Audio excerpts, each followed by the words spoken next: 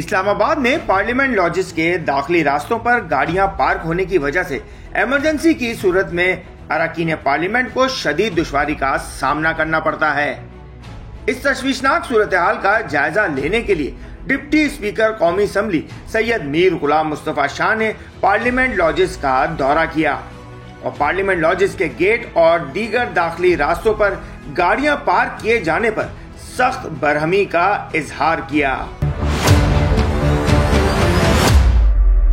कौमी असम्बली के इजलास में एमक्यूएम के रुकने असम्बली ख्वाजा इजहार ने 2 रोज कबल कहा था कि इमरजेंसी की सूरत हाल थी और गाड़ियां पोर्च में पार्क होने की वजह से रास्ता ब्लॉक था। इस वजह से पीटीआई एमएन ने मुमताज मुस्तफा को हार्ट अटैक के बाद कंधों पर उठाकर लाया गया, क्योंकि रास्ते में खड़ी गाड़ियों के बाइस एम्बुलेंस पोर्च तक नहीं जा सकी। वफाकी वजीर दिफा ख्वाजा आसिफ ने इस मौके पर इजहार ख्याल करते हुए कहा कि हर ब्लॉक के आगे सरकारी नंबर प्लेट की गाड़ियां खड़ी कर दी जाती हैं। ये बहुत बड़ा सान्या है। एक मरीज को इमरजेंसी के दौरान एम्बुलेंस में लेकर नहीं जा सके। अरकान पार्लियामेंट ने स्पीकर से इस अहम मसले पर नोटिस लेने की इस्तदा की।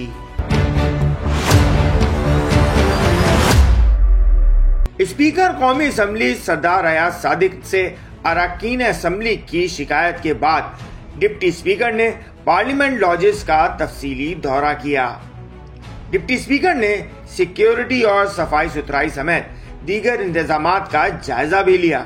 उन्होंने पार्लियामेंट लॉजेस के दाखिली रास्तों पर पार्क गाड़ियों को फौरन हटाने के अहकामात जारी किए, जिसके बाद पार्लियामेंट लॉजेस के दाखिली रास्तों पर खड़ी गाड़ियों को हटा दिया गया।